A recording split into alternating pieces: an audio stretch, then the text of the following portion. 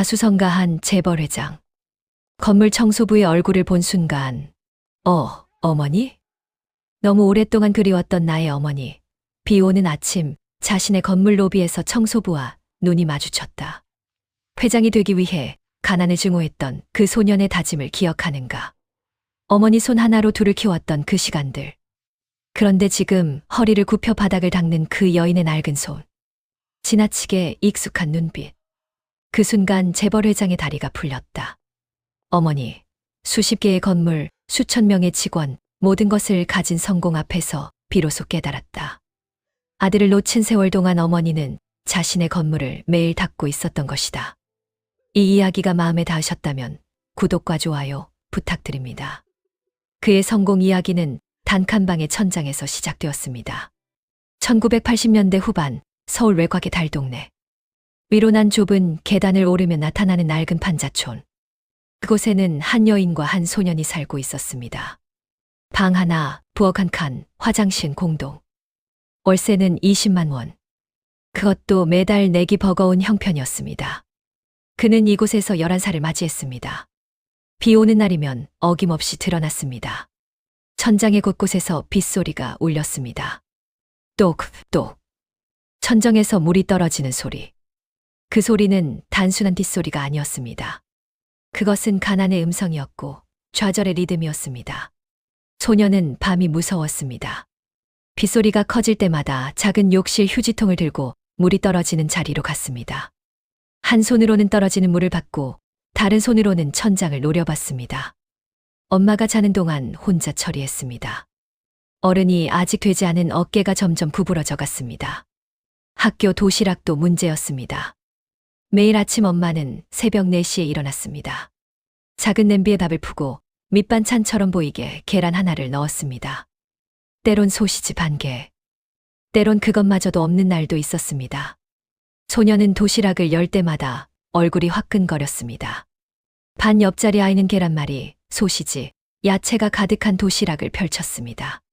자신의 도시락을 가린 소년의 손이 떨렸습니다. 그의 친구들은 모르지 못했습니다. 그 도시락이 얼마나 큰 사랑으로 채워져 있었는지를.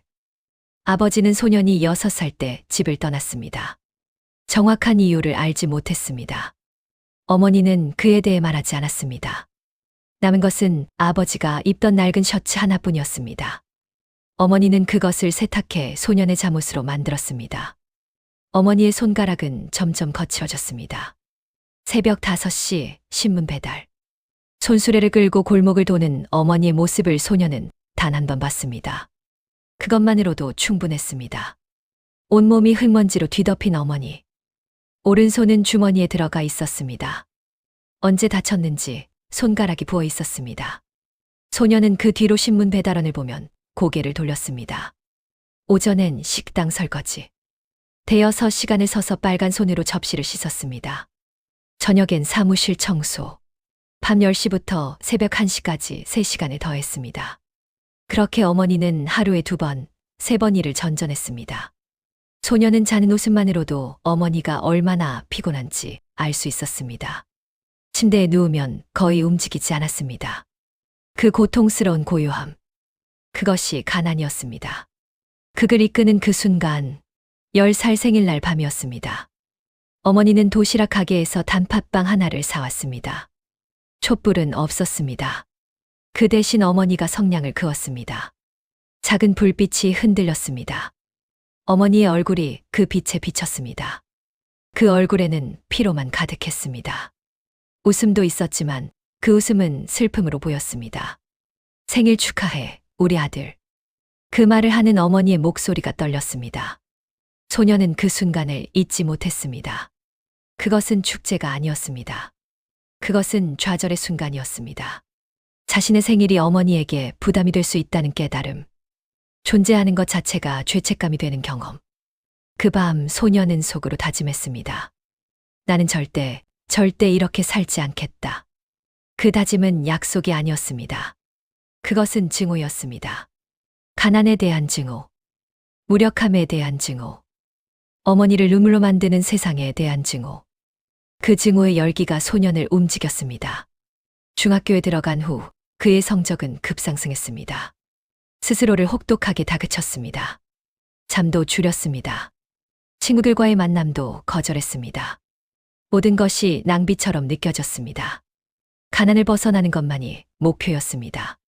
고등학교 때는 학용품을 팔았습니다. 대학 입학금을 마련하기 위해 신문도 배달했습니다. 아버지와 다르지 않으려는 간절함이 그를 움직였습니다. 어머니가 했던 것처럼 밤새 일했습니다. 하지만 달랐습니다. 그는 자신의 길을 봤습니다. 나는 성공할 거야. 그 목소리는 더 이상 약한 소년의 목소리가 아니었습니다. 그것은 생존 본능이었고 복수의 다짐이었습니다. 가난에서 벗어나겠다는 그 집요한 집념. 그것이 훗날 그를 어떤 위치로 끌어올릴지 그 시점의 소년은 알 리 없었습니다. 하지만 하나는 확실했습니다. 그는 무언가를 얻을 것이었습니다. 그리고 동시에 그는 무언가를 잃을 것이었습니다. 그것이 무엇인지는 훨씬 나중에야 알게 될 일이었습니다. 그의 성공은 예상보다 빨랐습니다. 대학을 나온 지 8년. 30살의 나이에 그는 첫 건물을 구입했습니다. 낡은 오피스텔이었지만 그것은 시작이었습니다. 그 다음은 더 빨랐습니다. 33살에 세 채의 건물, 36살에 10채, 40살에 그는 건설사 대표가 되었습니다. 가난에서 벗어나겠다던 그 다짐은 현실이 되었습니다. 하지만 성공의 속도는 예상하지 못했던 것을 가져왔습니다. 그것은 거리였습니다. 어머니와의 거리. 목표를 향해 달리던 그가 처음 깨달은 것은 한 번의 뒤돌아봄이 전체 경주를 늦춘다는 것이었습니다. 회사가 커질수록 세상은 더 복잡해졌습니다. 자금 조달, 부동산 시장 분석, 직원 관리, 경쟁사의 움직임. 매일 수십 개의 결정을 내려야 했습니다. 아침 6시부터 밤 11시까지는 회의로 채워졌습니다. 휴일은 없었습니다. 토요일에도 프레젠테이션이 있었고 일요일엔 투자자와 식사했습니다. 성공은 시간을 먹었습니다. 33살 생일, 그는 여전히 회사에 있었습니다. 처음엔 몸이 버텼습니다. 40살까지는 그렇게 버틸 수 있다고 생각했습니다. 가난에서 벗어났으니 이 정도의 희생은 당연하다고 믿었습니다. 그가 놓친 것은 시간이라는 것은 한 번 흘러가면 돌아오지 않는다는 단순한 사실이었습니다. 어머니의 전화는 규칙적이었습니다. 매주 일요일 저녁 6시. 정확했습니다. 하지만 받는 횟수는 점점 줄었습니다. 처음엔 전화를 받고 20분을 대화했습니다. 나중엔 10분, 그 다음엔 5분, 마지막엔 엄마, 지금 회의 중이야. 나중에 걸게라는 인사만 남았습니다. 35살 어느 일요일 저녁이었습니다. 휴대폰이 울렸습니다. 어머니였습니다. 그는 회의 테이블에 앉아 있었습니다. 보드 앞에서 대지주 3명이 그의 다음 말을 기다리고 있었습니다. 수십억 원대의 프로젝트였습니다. 전화를 받을 수 없었습니다. 회의가 끝난 뒤 그는 다시 걸지 않았습니다. 피로함이 밀려왔습니다. 피로함은 자책으로, 자책은 외면으로 변했습니다. 39살의 겨울이었습니다. 그의 사무실 창밖으로는 한강이 보였습니다. 펜트하우스 같은 자리. 그곳에서 그는 거의 모든 밤을 지냈습니다. 집에 가는 것이 낭비처럼 느껴졌습니다. 휴대폰이 울렸습니다. 다시 어머니였습니다. 안녕하세요. 그가 받았을 때 어머니의 목소리는 작았습니다. 응. 엄마야. 뭐 했니? 아무것도 아니고. 이번 주 일요일에 만날 수 있을까? 엄마 친구분한테 보여주고 싶은데. 그는 캘린더를 켰습니다. 일요일은 투자자 브리핑이 있는 날이었습니다. 다음 주는 어느 날도 비어있지 않았습니다. 엄마, 미안해. 이번엔 좀 바빠. 나중에 연락할게. 침묵이 흘렀습니다. 몇 초간의 침묵. 그것이 무엇인지 그는 알고 있었습니다. 그래. 상관없어. 일 열심히 해. 엄마 자랑이야. 그 말은 책망이 아니었습니다. 더 문제였습니다. 그것은 수용이었고 포기였습니다. 어머니는 아들을 원망하지 않았습니다. 대신 자신을 희생했습니다. 그 이후로 전화는 더 드물었습니다. 반달에 한 번. 그 다음엔 한 달에 한 번. 어머니 목소리는 점점 더 작아졌습니다. 마치 멀어지는 신호처럼. 밥은 먹었니? 응. 근데 지금 좀. 알겠어. 일 있으면 있는 대로 해. 엄마도 잘하고 있으니까 걱정 말고. 몇 마디 안 되는 대사 속에 모든 것이 담겨 있었습니다. 이해와 외로움, 수용과 좌절. 어머니는 아들을 막지 않았습니다. 한국의 어머니들이 그렇듯이 자식을 위해 자신을 낮췄습니다. 그것이 더 깊은 상처가 되는 줄 모르고. 41살이 되었을 때 그는 마지막으로 어머니의 집을 방문했습니다. 석 달 만이었습니다. 그것도 투자자와의 약속이 취소되었기 때문이었습니다. 어머니가 문을 열었을 때 한순간이었습니다. 안경을 벗고 기뻐하는 척하면서도 눈빛이 흔들렸습니다. 얼굴엔 주름이 많아져 있었습니다. 언제 이렇게 늙었을까? 하지만 그 생각이 머무르는 시간은 길지 않았습니다. 아, 당신 회사에 전화 왔었어. 휴대폰이 울렸습니다. 그는 전화를 받았습니다. 어머니는 옆에서 밥을 담았습니다. 그가 전화를 끊고 내려앉았을 때 밥은 이미 식어 있었습니다. 어머니는 아무 말도 하지 않았습니다. 그는 회장이라 불렸습니다. 43. 전국에 10개의 건물. 직원 수백 명. 신문에 나는 성공 사례. 동창생들은 그를 부러워했습니다. 하지만 그는 알고 있었습니다. 성공은 시간의 대가로 얻어진다는 것을. 그리고 그 시간은 누군가의 것이었다는 것을. 사무실 창밖의 한강은 여전히 흘러갔습니다. 세상은 계속 회전했습니다. 하지만 그의 마음은 어느 순간부터 멈춰 있었습니다. 멈춰 있었으면서도 계속 달렸습니다. 그것이 거리였습니다. 가난에서 벗어나는 것은 쉬웠습니다. 하지만 성공 속에서 가장 중요한 것이 무엇인지 깨닫는 것은 어려웠습니다. 그것도 너무 늦게. 밤이 되면 그의 사무실 불은 꺼지지 않았습니다. 44살의 그는 때때로 어머니에게 전화를 걸고 싶었습니다. 엄마, 나 성공했어 라고 말하고 싶었습니다. 하지만 무엇이 성공이고 무엇이 실패인지 구분이 되지 않았습니다. 회의실 빠져나와 화장실에 앉으면 가슴이 철렁했습니다. 내가 뭘 위해 이러는 거야? 그 질문이 자꾸만 떠올랐습니다. 하지만 답은 없었습니다. 대신 일이 있었습니다. 끝없는 일. 그 일들이 그를 움직였습니다. 그는 어머니의 목소리를 들을 때마다 느꼈습니다. 멀어지는 것이 아니라 이미 멀어져 있었다는 것을. 그리고 그 거리는 자신이 만든 것이라는 것을. 언제부터인가 그는 생각하기 시작했습니다. 성공이라는 것이 정말로 가난에서 벗어나는 것만을 의미하는 건 아닐까? 혹은 그것만으로는 충분하지 않은 건 아닐까? 하지만 그 생각마저도 회의의 종이 울리면 사라졌습니다. 시계는 여전히 앞으로만 갔습니다. 44살의 겨울, 그는 처음으로 자신을 돌아봤습니다. 화장실에서의 자문자답이 점점 잦아졌습니다. 거울 속의 자신은 낯설었습니다. 회의실의 조명 아래서만 생생했던 표정이 사무실 창문에 비친 모습은 창백했습니다. 그날 아침 그는 결심했습니다. 이번 주는 다르게 보내자. 휴대폰을 들었습니다. 어머니의 번호를 누르려 했습니다. 하지만 멈췄습니다. 먼저 직원을 불렀습니다. 다음 주 월요일부터 금요일 일정 정리해줘. 일요일에 일정 없게. 직원의 눈이 움직였습니다. 회장이 일요일에 시간을 낸다는 것은 흔치 않았습니다. 하지만 그는 더 이상 주저하지 않았습니다.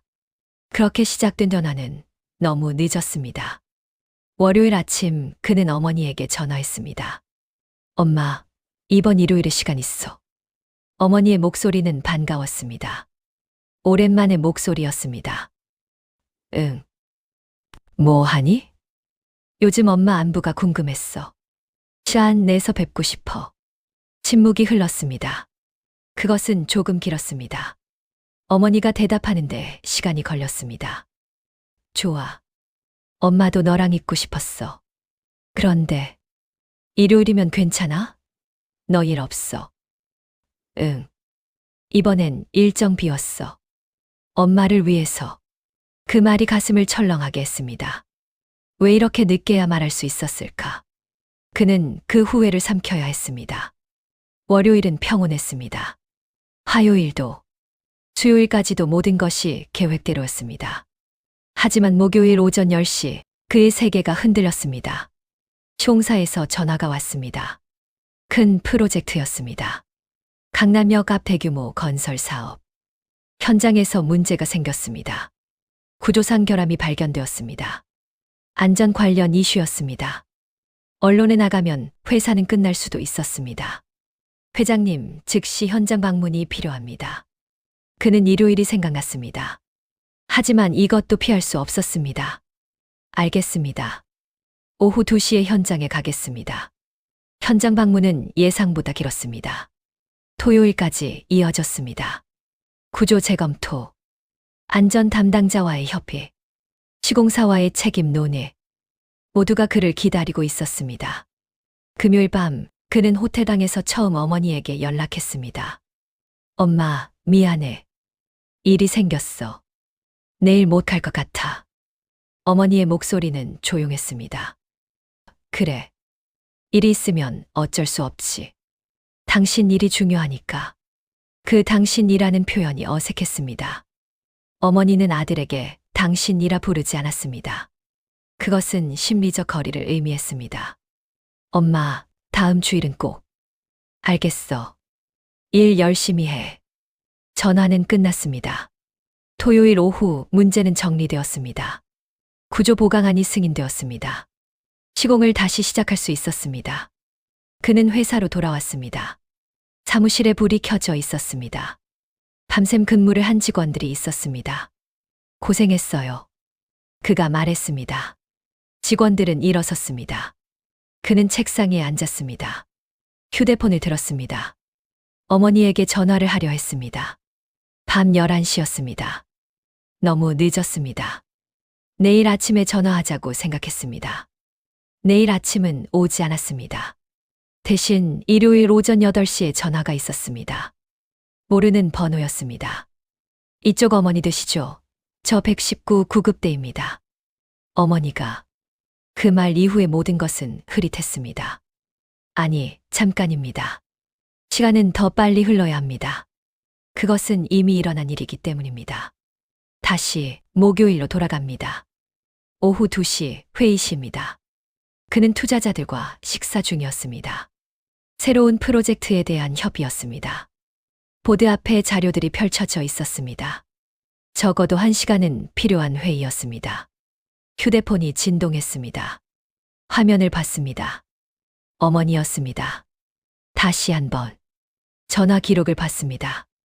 목요일 오후 1시 47분. 방금 몇 분 전이었습니다. 그는 휴대폰을 내려놨습니다. 투자자의 눈이 자신을 향하고 있었습니다. 미안합니다. 계속하겠습니다. 그가 말했습니다. 회의는 계속됐습니다. 1시간. 그 다음 또 다른 회의가 있었습니다. 오후 4시 회의가 끝났습니다. 그는 휴대폰을 봤습니다. 다른 전화는 없었습니다. 어머니는 한 번만 전화했습니다. 나중에 걸면 되겠지. 그가 생각했습니다. 나중은 오지 않았습니다. 저녁 6시 그는 다시 회의실에 들어갔습니다. 임원진과의 회의였습니다.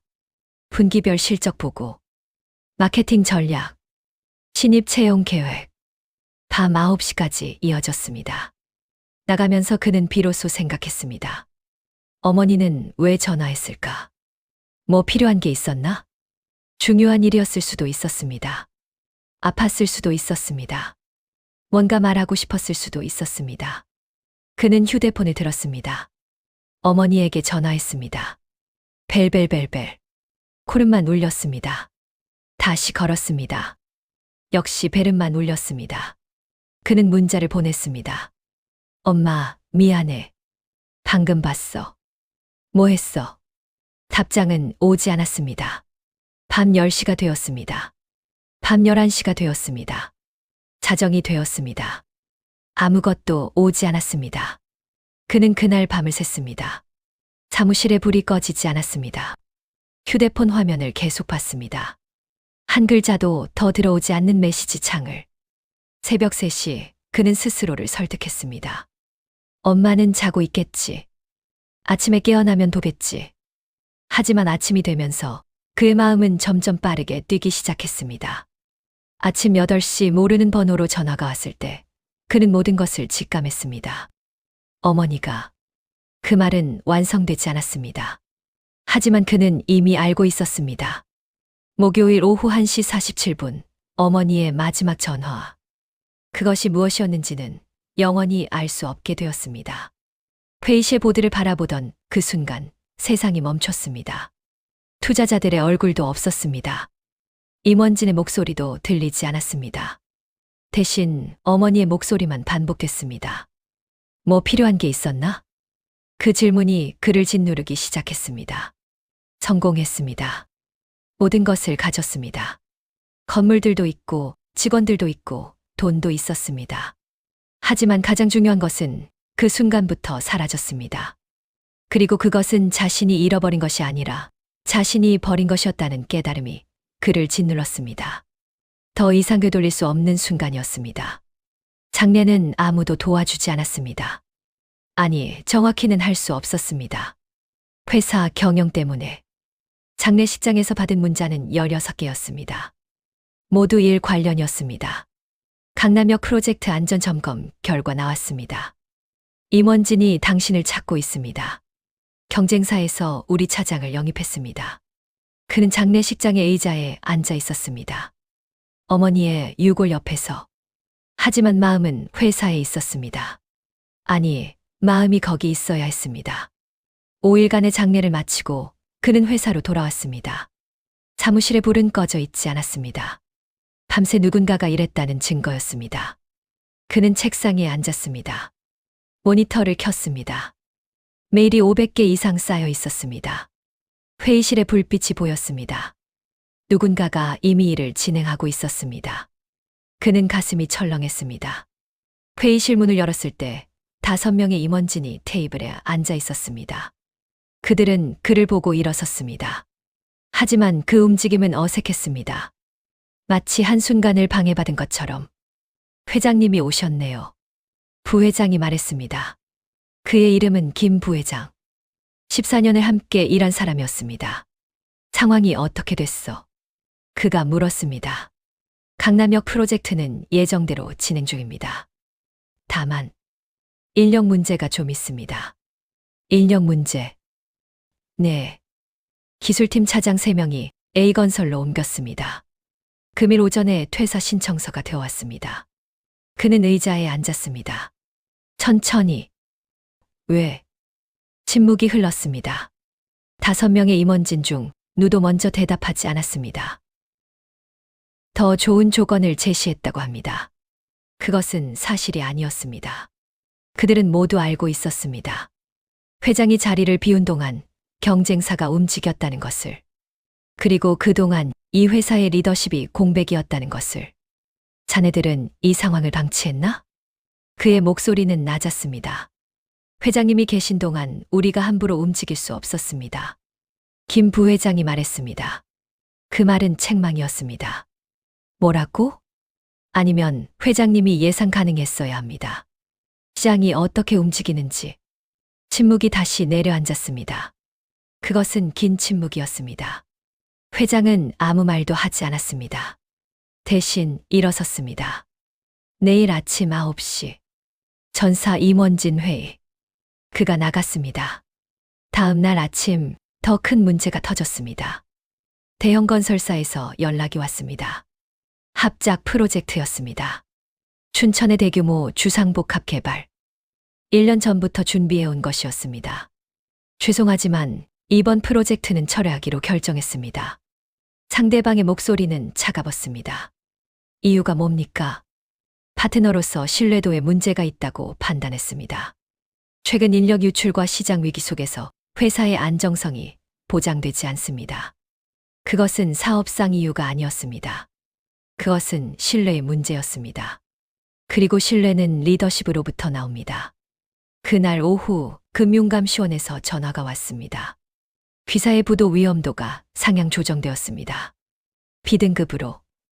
은행 차입금이 조정되기 시작했습니다. 금리가 올랐습니다. 매달 상환해야 할 이자가 30억을 넘었습니다. 그 저녁 신문이 떴습니다. 건설사 A그룹 대형 프로젝트 철회. 경영난 신호? 헤드라인이었습니다. 실명이 나와 있었습니다. 그는 회의실로 들어갔습니다. 임원진 회의였습니다. 상황 정리해 줄 사람 있어. 아무도 입을 열지 않았습니다. 그럼 내가 말하겠다. 우리 회사는 지금 기사도 난 상태고 금융권의 신뢰도가 떨어졌고 핵심 인력이 빠져나가고 있다. 그리고 춘천 프로젝트는 날아갔다. 그가 말했습니다. 자네들은 뭘 했나? 김 부회장이 입을 열었습니다. 회장님, 이건 당신의 책임입니다. 그 말에 모든 것이 멈췄습니다. 뭐라고? 지난 5년간 경영진의 의견을 무시하고 독단적으로 프로젝트를 결정했습니다. 그리고 어머니 밀로 회사를 비운 이 시점에 우리가 무너지기 시작했습니다. 이건 운이 아닙니다. 당신의 리더십 부재입니다. 그 말은 사실이었습니다.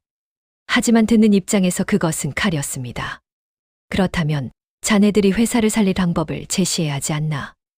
우리는 당신의 지시를 기다렸습니다. 하지만 당신은 내가 뭐 했어? 그의 목소리가 높아졌습니다. 아무도 없었던 회장이 했습니다. 침묵이 떨어졌습니다. 그것은 완전한 침묵이었습니다. 그는 일어섰습니다. 회의 연기한다. 더 나쁜 것은 외부에서 왔습니다. 정부의 금리 인상 정책, 건설업 규제 강화, 부동산 시장의 급락. 이 모든 것이 한 달 안에 터졌습니다. 그가 이끌던 건물들의 가치가 떨어졌습니다. 담보 가치가 하락했습니다. 은행이 추가 담보를 요구했습니다. 300억을 추가로 확보해야 합니다. 재무팀의 말이었습니다. 그는 깨달았습니다. 이것은 개인의 실수가 아니었습니다. 이것은 시장 전체의 무너짐이었습니다. 그리고 그 무너짐 속에서 개인의 리더십 부재는 회사 전체를 무너뜨렸습니다. 사무실 창밖의 한강은 여전히 흘렀습니다. 하지만 그 흐름 속에서 회사는 가라앉고 있었습니다. 일주일 뒤 법무팀에서 서류를 들어왔습니다. 회장님, 이거 어떻게 하시겠습니까? 그것은 기존 투자자들의 소송장이었습니다. 프로젝트 취소로 인한 손실배상 청구. 3건. 총액 200억. 그는 종이를 내려놨습니다. 회사의 자산은 충분했습니다. 건물들이 있었습니다. 하지만 그것들도 시장 가격으로는 충분하지 않았습니다. 밤이 되었을 때 그는 혼자였습니다. 사무실에서도 직원들은 보이지 않았습니다. 이미 정규직 200명 중 40명이 자진해서 나갔습니다. 더 나갈 사람들이 있었습니다. 그는 거울을 봤습니다. 거울 속의 자신은 낯설었습니다. 한 달 전과 달랐습니다. 어머니를 잃은 것, 회사를 잃어가는 것, 신뢰를 잃어버린 것. 모든 것이 동시에 일어났습니다. 성공은 얼마나 빨랐을까? 28년. 가난에서 시작해서 28년 만에 자수성가 회장이 되었습니다. 수십 개의 건물, 수백 명의 직원, 세상이 부러워하는 모든 것. 그리고 무너짐은? 한 달. 겨우 한 달이면 충분했습니다. 어머니와의 마지막 전화. 그것이 분수령이었습니다. 그 이후로 모든 것이 내리막길이었습니다. 그는 알고 있었습니다. 성공에 버팀목이 필요하다는 것을.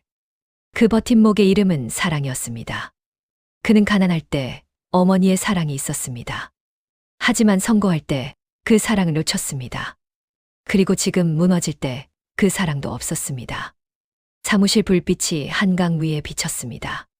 그 불빛도 이제는 희미했습니다. 그는 책상에 앉아 손을 가슴에 얹었습니다. 가슴이 철렁했습니다. 그것은 두려움이 아니었습니다. 그것은 절망이었습니다. 당신은 모든 것을 이루었습니다. 가난에서 벗어났습니다. 성공했습니다. 세상의 인정을 받았습니다. 하지만 그것은 무엇을 위한 것이었나요? 그 질문 앞에서 그는 답을 찾을 수 없었습니다. 건물이 있습니다. 자금이 있습니다. 계획이 있습니다. 하지만 믿을 사람이 없습니다. 공유할 사람이 없습니다. 기뻐할 사람이 없습니다. 수십 개의 건물과 수백 명의 직원. 하지만 가장 빈 것은 집이었습니다. 불 켜진 방이 없었습니다. 밤이 깊어졌을 때 그는 한 가지만 생각했습니다. 이제 어떻게 해야 하나? 그것은 사업 전략이 아니었습니다. 그것은 생존의 문제였습니다. 모든 것을 잃어버린 상태에서 어떻게 다시 시작할 것인가? 그리고 그것이 가능할 것인가? 폭우 같은 일들이 그의 위에 내려 쏟아졌습니다. 그리고 그 속에서 그는 천천히 가라앉고 있었습니다. 그때 아직 그는 알지 못했습니다. 건물의 로비에서 한 여인이 매일같이 바닥을 닦고 있었다는 것을. 그 여인이 누구인지도. 그리고 그 여인이 자신의 마지막 희망이 될 것이라는 것도. 새벽 4시 그는 깨어났습니다. 자고 있지 않았습니다. 눈을 감고 있었을 뿐입니다. 사무실 소파에서 밤새 아무도 나타나지 않았습니다. 회의도 없었습니다. 전화도 없었습니다. 그 침묵이 모든 것을 말해주고 있었습니다. 그는 일어나 앉았습니다. 창밖의 한강은 새벽이었습니다. 그 새벽 속에서 뭔가 나타났습니다. 그것은 결심이었습니다. 아주 작은 것이었습니다. 하지만 분명했습니다. 나는 다시 시작해야 한다. 그가 중얼거렸습니다. 목소리는 떨렸습니다. 그는 일어섰습니다. 거울을 봤습니다. 어머니가 남겨놓은 사진을 들었습니다. 사무실 책상에 하나 놓아두었던 것이었습니다. 작은 사진. 그리고 그 순간 그는 깨달았습니다. 엄마는 절대 포기하지 않았어. 어머니가 했던 방식이 떠올랐습니다. 비 오는 밤에도 천장에서 물이 떨어져도 어머니는 매일 일어났습니다. 그리고 다시 시작했습니다. 그것이 삶이었습니다. 새벽 6시 그는 회의실로 갔습니다. 임원진을 불렀습니다. 모두가 왔습니다. 김 부회장도 있었습니다. 하지만 아무도 눈을 맞추려 하지 않았습니다. 그는 오랫동안 말하지 않았습니다. 미안합니다. 그것이 첫 말이었습니다. 그 말은 짧지만 무거웠습니다. 내가 너무 많이 잘못했습니다. 당신들의 의견을 듣지 않았습니다. 그리고 어머니가 돌아가셨을 때 제일 먼저 회사를 생각했습니다. 그것은 리더십이 아니었습니다. 그것은 도피였습니다. 임원진은 조용했습니다. 지난 5년간 당신들이 제시한 의견 중에 무시당한 것들이 있을 겁니다. 그것들을 다시 봐야 합니다. 당신들을 다시 봐야 합니다. 신뢰를 다시 쌓아야 합니다. 김 부회장의 눈이 움직였습니다. 당신이 했던 말이 맞습니다. 제 책임입니다. 그런데 이제 우리가 함께 해야 합니다. 혼자가 아니라. 김 부회장이 입을 열었습니다. 회장님, 이건 쉽지 않습니다. 시장도 안 좋고 알고 있습니다. 하지만 포기하면 진짜 끝입니다. 우리는 이미 많이 가졌었습니다. 그것을 다시 만들 수 있습니다. 당신들과 함께라면. 침묵이 흘렀습니다. 그것은 다른 침묵이었습니다. 이전의 침묵은 절망이었습니다. 이것은 고민이었습니다. 김 부회장이 천천히 고개를 끄덕였습니다. 알겠습니다. 당신을 믿겠습니다. 다시. 그 다음 날부터 회사는 달라지기 시작했습니다. 그는 회의실에서 나왔습니다. 그리고 사무실 곳곳을 돌아다녔습니다. 직원 한 명 한 명을 만났습니다. 인사했습니다. 고생 많으시죠? 그 말은 단순했습니다. 하지만 회장이 한 말이었습니다. 한 여직원은 눈물이 나왔습니다. 이제 우리가 필요한 건가요? 그 질문이 그를 찔렀습니다. 그것은 직원들이 느꼈던 것이었습니다. 버려진다는 감각. 필요 없다는 느낌. 필요합니다. 당신들이 없으면 이 회사는 없습니다. 그가 말했습니다. 그것은 사실이었습니다. 다음 날 그는 대식당에서 점심을 먹었습니다. 임원진과 함께가 아니라 평사원들과 함께. 안녕하세요. 같이 앉아도 될까요? 전산팀 과장이 흠칫했습니다. 네. 물론입니다. 식탁 위의 대화는 어색했습니다. 하지만 따뜻했습니다. 처음으로 회장은 직원들의 삶을 들었습니다. 전 아이 학기 때문에 야근을 많이 합니다. 저는 요즘 결혼 준비 중입니다. 저희 팀은 신입이 많아서. 그는 들었습니다. 아무 말 없이. 이틀 뒤 그는 건물을 돌아다녔습니다. 자신이 지은 건물들. 그 건물 로비를 보고 있었습니다. 청소부가 바닥을 닦고 있었습니다. 허리를 굽혀 그 모습이 낯익었습니다. 낯이 어머니 같았습니다. 하지만 그는 그 생각을 밀어냈습니다. 그 대신 그는 청소부에게 인사했습니다. 안녕하세요. 일 고생 많으세요. 청소부는 놀라며 일어섰습니다. 아, 네. 감사합니다. 이 일을 하면서 힘든 점이 있으신가요? 그것은 이상한 질문이었습니다. 회장이 청소부에게 하는 질문. 하지만 충분히 이상한 세상입니다. 아니요. 다행히 월급을 제때 받으니까요. 그 말에 그는 알 수 없는 죄책감을 느꼈습니다. 일주일이 지났을 때 첫 번째 좋은 소식이 들어왔습니다. 춘천 프로젝트를 함께할 건설사가 나타났습니다. 작은 규모였습니다. 하지만 함께할 용의가 있었습니다. 왜 우리를 다시 선택했습니까? 그가 물었습니다. 당신들이 변했다고 들었습니다. 신문에 나온 대로 하는 게 아니라 실제로 변하고 있다고. 그 말이 그를 움직였습니다. 다음 날 퇴사한 직원 2명이 돌아왔습니다. 다시 일하고 싶습니다. 그들이 말했습니다. 왜 다시? 회장님이 변했다고 들어서요. 우리도 한 번 더 믿어보고 싶었습니다. 그 일주일간 그는 3명의 퇴사자들을 다시 고용했습니다. 신뢰는 천천히 돌아오고 있었습니다. 하지만 투자자들과의 소송은 계속되었습니다. 법정에 섰습니다. 그는 직접 증언했습니다. 제 책임입니다. 투자자분들의 손실은 제 경영 판단의 부재로 인한 것입니다. 그것은 약한 변론이었습니다. 하지만 솔직했습니다. 재판부는 조정을 권고했습니다. 상호 합의로 해결하는 것을 추천합니다. 그는 투자자들을 만났습니다. 직접, 그리고 사과했습니다. 저는 당신들의 신뢰를 저버렸습니다. 죄송합니다. 그 사과가 도움이 되었는지는 모르겠습니다. 하지만 합의는 이루어졌습니다. 180억으로. 여전히 큰 금액이었습니다. 하지만 200억보다는 낮습니다. 한 달이 지났을 때 사무실 달라져 있었습니다. 불이 꺼지는 시간이 있었습니다. 사람들이 퇴근했습니다. 회장도 퇴근했습니다. 사무실 책상 위에는 어머니의 사진이 있었습니다. 그것이 이제 그의 규칙이었습니다. 일과 삶의 균형을 맞춘다. 그가 직원들에게 말했습니다. 회사가 잘 되는 것은 중요합니다. 하지만 당신들의 삶이 더 중요합니다. 그 말을 들은 직원들의 표정이 달라졌습니다. 2달이 지났을 때 강남역 프로젝트가 다시 출발했습니다. 그 자리에서 그는 직원들에게 말했습니다. 이 프로젝트는 우리가 함께 만드는 것입니다. 내 프로젝트가 아니라 우리의 프로젝트입니다. 직원들의 눈이 반짝였습니다. 그렇게 시간이 흘렀습니다. 3개월. 춘천 프로젝트가 정식으로 시작되었습니다. 신뢰가 하나둘 돌아왔습니다. 은행은 금리를 내렸습니다.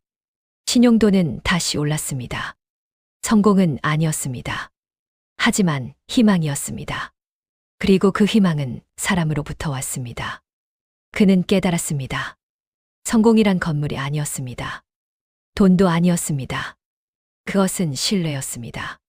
그리고 신뢰는 관계에서 나왔습니다. 관계는 소통에서 나왔습니다. 소통은 사람을 소중히 여기는 것에서 나왔습니다. 그렇게 한 사람이 바뀌면 주위가 바뀌었습니다. 임원진이 다시 그를 따랐습니다. 직원들이 다시 일했습니다. 투자자들이 다시 믿었습니다. 시장도 조금씩 풀리고 있었습니다. 밤이 되었을 때 그는 다시 건물을 돌아다녔습니다. 로비에서 청소부는 여전히 일하고 있었습니다. 그는 다시 인사했습니다. 고생 많으셨습니다. 편히 쉬세요. 청소부가 고개를 숙였습니다. 감사합니다. 회장님. 그 말 속에는 감사의 진심이 있었습니다. 그는 그 말을 들으면서 눈이 따뜻해졌습니다. 사무실로 돌아온 그는 어머니의 사진을 들었습니다. 엄마, 나 이제 알겠어. 성공이 뭔지. 그가 중얼거렸습니다. 성공은 누군가를 잃지 않는 것이었어. 절망에서 희망으로, 고독에서 관계로, 자기 기만에서 진실로.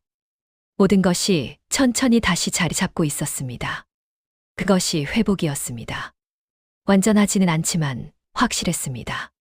3개월이 지났을 때 회사는 다시 살아나고 있었습니다. 춘천 프로젝트는 예정대로 진행되고 있었습니다. 강남역 프로젝트의 재시공도 성공적이었습니다. 직원들은 다시 웃고 있었습니다. 투자자들은 다시 신뢰하고 있었습니다. 그는 거의 매일 건물을 순회했습니다. 현장을 봐야 한다. 그것이 그의 새로운 규칙이었습니다. 책상 앞에만 앉아 있지 않겠다는 결심이었습니다. 그 과정에서 그는 건물의 가장 작은 부분까지 보기 시작했습니다. 그것은 청소부였습니다. 그 여인을 처음 본 것은 대여섯 번째 방문이었습니다. 새벽 5시 회사에 들어가기 전에 강남 빌딩에 들렀습니다. 로비를 청소하고 있는 여인이 있었습니다. 나이는 60대로 보였습니다. 허리를 굽혀 일하고 있었습니다. 그는 그 모습을 처음 봤을 때 뭔가 이상한 느낌을 받았습니다. 그 손, 굳은 손가락들, 시간이 만든 손. 그는 어릴 적 그 손을 알고 있었습니다. 안녕하세요. 그가 인사했습니다. 여인이 일어섰습니다. 그리고 그 얼굴을 보는 순간 그는 숨이 멎었습니다. 얼굴이 아니라 눈이었습니다. 그 눈. 그는 그 눈을 알고 있었습니다. 자신을 보는 그 눈의 방식. 그 따뜻함과 슬픔. 네. 아침입니다. 여인이 인사했습니다. 목소리는 낯섰습니다. 하지만 무언가가 겹쳤습니다. 그는 그 자리에 오래 서 있지 못했습니다. 그 다음부터 그는 자주 새벽에 건물에 들었습니다. 그 여인을 보기 위해서가 아니라 그렇게 자신을 기만하면서. 여인은 항상 같은 시간에 로비를 청소했습니다. 정확했습니다. 마치 어떤 규칙이라도 있듯이. 그리고 그 규칙은 어딘가 익숙했습니다. 그는 그 여인을 관찰했습니다. 여인의 행동들을 봤습니다.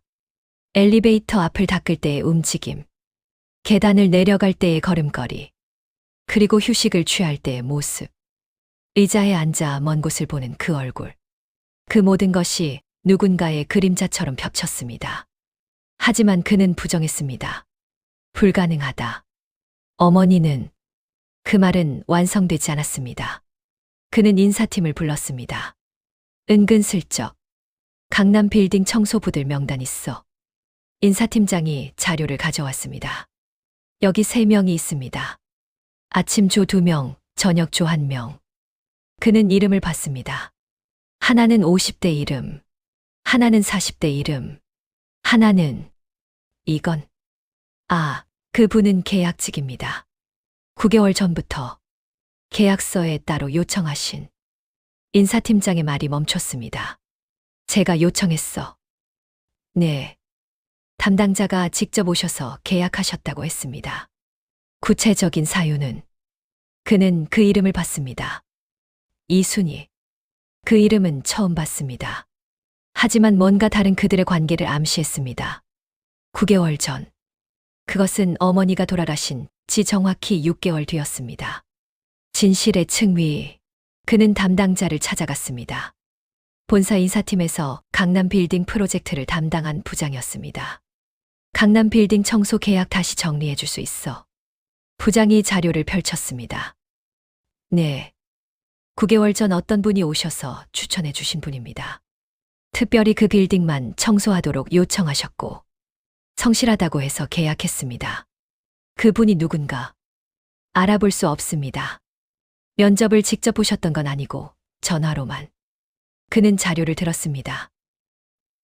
계약서. 거기에는 보증인이 있었습니다. 김 부회장. 그는 서둘러 나갔습니다. 김 부회장의 사무실로 갔습니다. 저 사람이 누구입니까? 사진과 함께 이름을 물었습니다. 사진은 강남 빌딩 청소 인력 기록에 있던 것이었습니다. 김 부회장의 얼굴이 변했습니다. 침묵이 흘렀습니다. 길었습니다. 네. 그가 오랜 침묵 끝에 대답했습니다. 어떻게 알았습니까? 그 사람이 누구입니까? 당신의 어머니의 친구입니다. 그 말이 떨어졌을 때 세계가 멈췄습니다. 어머니의? 당신이 돌아가신 후 일주일쯤 뒤에 어머니께서 저를 찾아오셨습니다. 그의 심장이 뛰기 시작했습니다. 어머니가 아직 살아계셨을 때입니다. 당신 때문에 많이 상심하셨어요. 그래서 어머니께서 말씀하셨습니다. 내 아들을 봐달라. 그곳에 서라고. 침묵이 다시 내려앉았습니다. 그런데 이번 침묵은 다른 종류였습니다. 어머니가 당신한테. 그 이후로 어머니께서 자주 오셨습니다. 회사 일을 물으셨어요. 당신이 잘하고 있는지, 힘들어하지 않는지. 그의 목이 메었습니다. 그래서 어머니가 이순이라는 분을, 당신 어머니의 오랜 친구였습니다. 가난했을 때부터 함께했던 분. 어머니께서 부탁하셨어요. 내가 가지 못한 곳에서 내 아들을 봐달라고. 그는 더 이상 말을 할 수 없었습니다. 그 다음날 새벽 그는 다시 그 건물에 들었습니다. 이순이는 여전히 로비를 청소하고 있었습니다. 안녕하세요. 그가 말했습니다. 이번엔 다르게. 여인이 일어났습니다. 네. 혹시 어머니를 아십니까? 이름이 박정희. 여인의 손이 멈췄습니다. 천천히 고개를 들었습니다. 그리고 그 눈에는 눈물이 맺혀 있었습니다. 네. 알고 있습니다. 어떻게? 오래 함께 했거든요. 침묵이 흘렀습니다. 그것은 많은 것을 말하는 침묵이었습니다. 그래서 여기 계신 거군요. 네. 어머니께서 부탁하셨습니다. 여인의 목소리가 떨렸습니다. 어머니가 말씀하셨어요. 내 아들이 성공했으면 좋겠어. 하지만 성공 속에서 외로워할까봐 두렵다. 그래서 부탁한다. 보이지 않는 곳에서라도 그 아이를 봐달라고. 그는 더 이상 견딜 수 없었습니다. 그는 그 자리에서 무릎을 꿇었습니다. 미안합니다. 그의 목소리는 울음이 섞여 있었습니다. 어머니의 마지막 소원을 채우지 못했습니다. 어머니가 돌아가신 걸 알고도 너무 오래 괴로워했습니다. 여인이 그를 일으켰습니다. 괜찮아요. 어머니께서는 당신이 변할 거라고 말씀하셨어요. 어머니가 이 어려움을 겪고 나면 다시 돌아올 거라고. 아무것도 아닌 것처럼 보이지만 어머니의 사랑은 분명히 닿을 거라고. 그 말을 들으면서 그는 깨달았습니다. 어머니는 이미 죽어 있었지만 그 사랑은 여전히 살아 있었습니다. 이순이라는 여인을 통해, 그리고 가장 중요한 순간에 가장 필요한 사람으로서 그는 다시 일어섰습니다. 감사합니다. 어머니의 친구로서, 그리고 저를 본 사람으로서. 여인이 고개를 끄덕였습니다. 당신이 변했어요. 작은 청소부에게도 인사를 하고, 직원들과 대식당에서 함께 먹고, 당신이 정말 달라졌어요. 어머니께서 원하셨던 모습인가요? 그런 것 같아요. 당신이 그렇게 될 때마다 저는 어머니께 말씀해 드렸거든요. 어머니의 아들이 이제 아들이 되고 있습니다라고. 그는 눈물이 나는 것을 멈출 수 없었습니다. 가난에서 시작한 아들, 성공으로 치달은 아들, 그 성공 속에서 가장 중요한 것을 잃은 아들. 하지만 그 실패 속에서 다시 일어난 아들. 그 모든 것이 어머니는 이미 보고 있었습니다. 아니, 보고 있습니다. 그날 이후로 그는 매일 아침 이순이를 만났습니다. 짧은 대화들. 어제 잘 주무셨어요? 네, 감사합니다. 당신도요? 그리고 각각 자기 일을 했습니다. 하지만 그것은 더 이상 낯선 만남이 아니었습니다. 그것은 사랑의 언어였습니다. 말해지지 않은 사랑. 행동으로만 이루어진 사랑. 어머니가 심었던 그 사랑이 이제 그 아들 안에서 꽃을 피우고 있었습니다. 6개월이 더 지났을 때 춘천 프로젝트는 완공 단계에 들어섰습니다. 강남역 프로젝트도 예정대로 진행되고 있었습니다. 회사의 신용도는 AA 등급으로 올라왔습니다. 하지만 이제 성공은 숫자로만 재지지 않았습니다. 그는 내일 저녁 사무실을 일찍 나왔습니다. 직원들도 함께. 그들은 퇴근 후 각자의 삶으로 돌아갔습니다. 그는 어머니의 명패를 사무실에 놓았습니다. 박정희의 나의 가장 큰 스승. 그것을 보면서 그는 깨달았습니다. 성공이란 건물이 아니었습니다. 돈도 아니었습니다. 성공은 누군가를 잃지 않기 위해 매일 노력하는 것이었습니다. 그 노력이 누군가를 살리고, 누군가를 위로하고, 누군가를 변화시킬 때 비로소 성공이었습니다. 그리고 성공의 끝에서 가장 중요한 것은 관계였습니다. 어머니와의 관계, 직원들과의 관계, 임원진과의 관계, 투자자들과의 관계, 모든 것이 사랑의 언어로 다시 쓰여졌습니다. 밤이 깊어갈 때 그는 이순이에게 물었습니다. 이순이 누나, 어머니는 지금 뭔가 느끼고 계실까요? 여인이 미소 지었습니다. 당신이 이렇게 묻고 있으니 분명히 기뻐하실 거예요. 당신의 아들이 비로소 자신의 성공을 이해하기 시작했으니까. 그 말을 들으면서 그는 하늘을 봤습니다. 가을 밤에 별들이 떠 있었습니다. 그 별 중 하나가 어머니인 것 같았습니다. 엄마, 이제 알았어. 성공의 진짜 의미를. 그가 중얼거렸습니다. 당신이 다시 돌아올 때까지 기다려주셔서 감사합니다.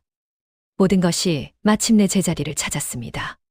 절망에서 시작된 여정이 희망으로 끝나지 않고 사랑으로 완성되었습니다. 그것이 가장 진정한 성공이었습니다. 준공식이었습니다. 춘천 프로젝트의 완성식. 1년이 걸렸습니다. 하지만 그것은 단순한 건설의 시간이 아니었습니다. 그것은 한 사람이 자신을 다시 짓는 시간이었습니다. 봄날의 오전 10시.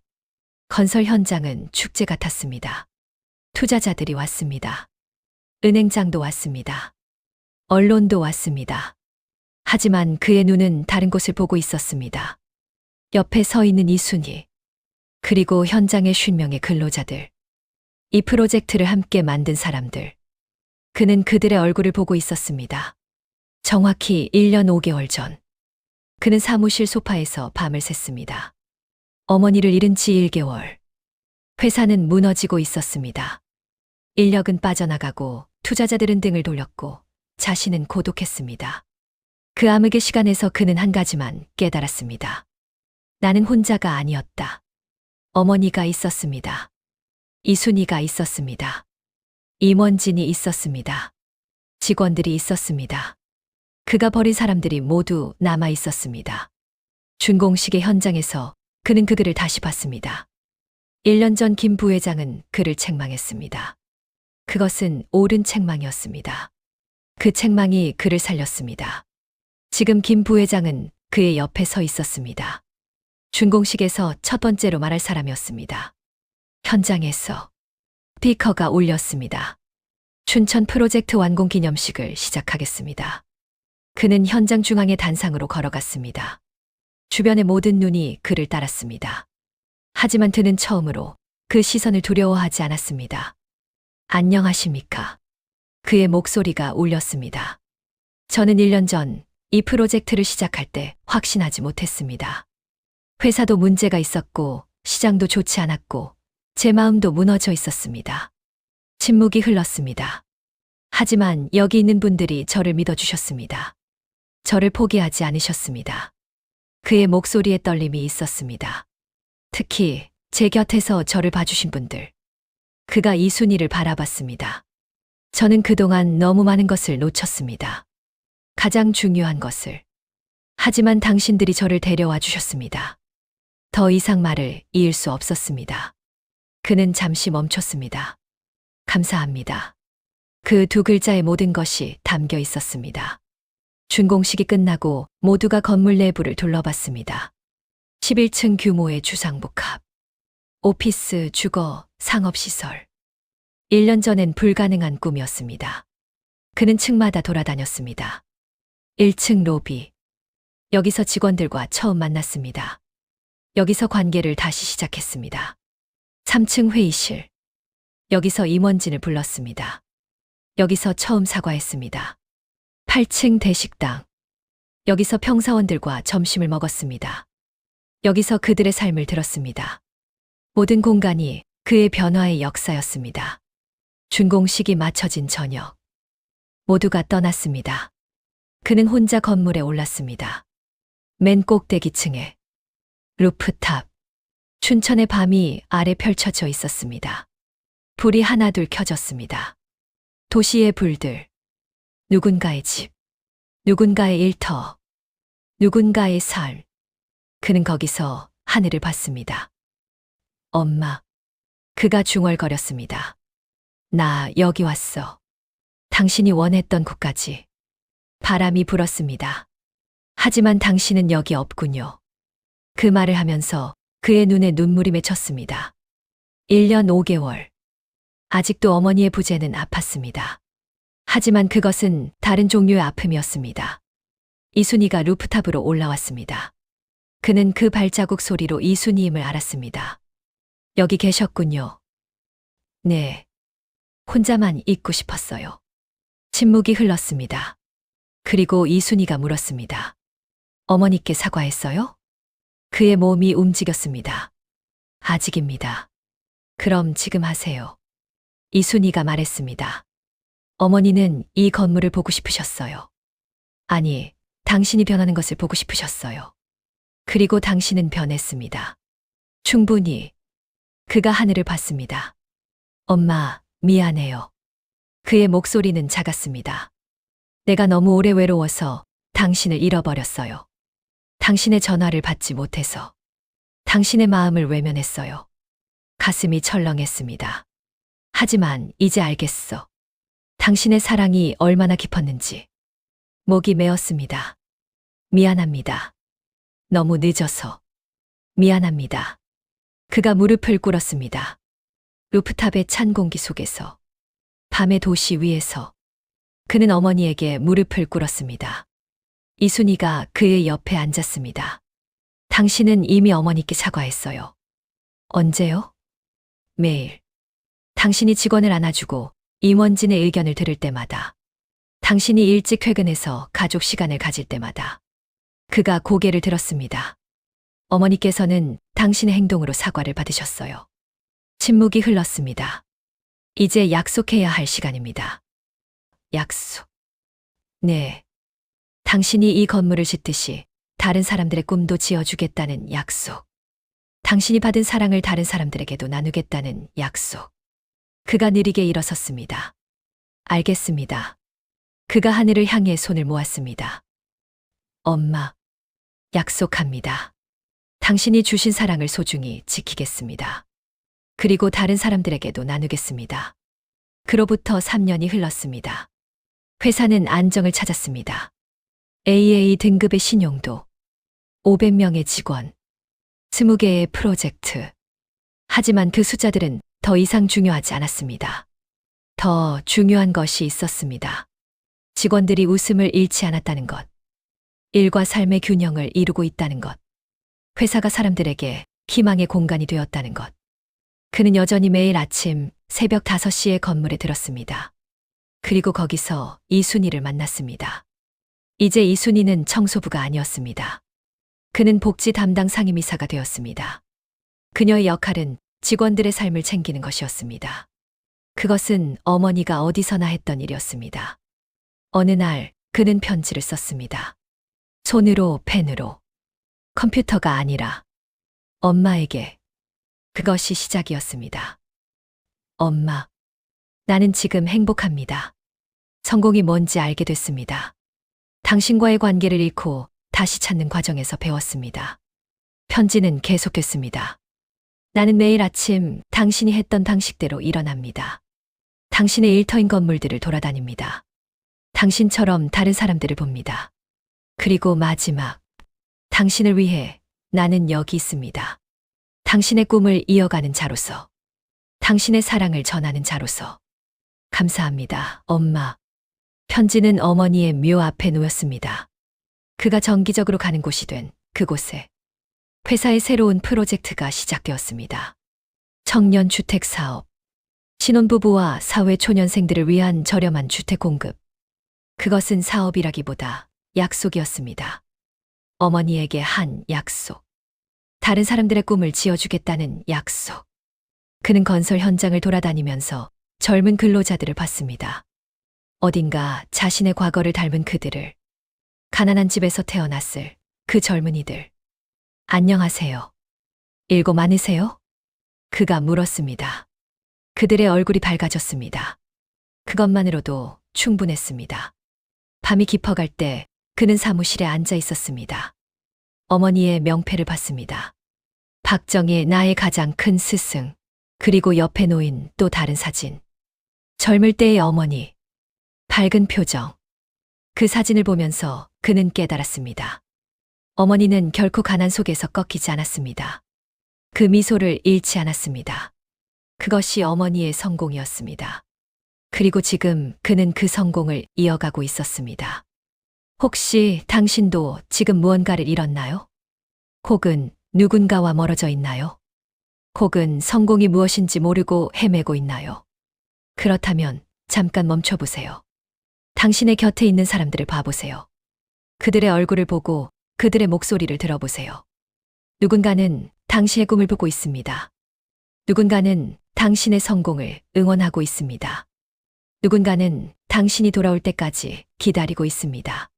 성공의 끝에는 항상 관계가 있습니다. 그리고 관계의 끝에는 사랑이 있습니다. 그것을 잃지 마세요. 그것을 놓지 마세요. 왜냐하면 그것이 가장 값진 것이기 때문입니다. 당신이 어머니로부터 받은 것처럼 당신도 누군가에게 그것을 전해야 합니다. 그것이 진정한 성공입니다. 그것이 진정한 인생입니다. 봄날의 아침 그는 여전히 건물에 들었습니다. 이순이를 만났습니다. 그리고 하루를 시작했습니다. 그 평범한 반복 속에서 그는 행복했습니다. 가난했던 어머니도 열심히 살았던 어머니도 지금 그는 그 모든 것을 이해합니다. 성공이란 결국 사랑을 잃지 않으면서 앞으로 나아가는 것. 그 길 위에서 그는 내일을 걷고 있습니다. 어머니가 보여준 대로, 어머니가 원했던 대로. 엄마, 고마워요. 그가 중얼거렸습니다. 매일 아침 그렇게, 매일 저녁 그렇게. 끝이 아니라 시작으로. 그의 인생은 계속된다.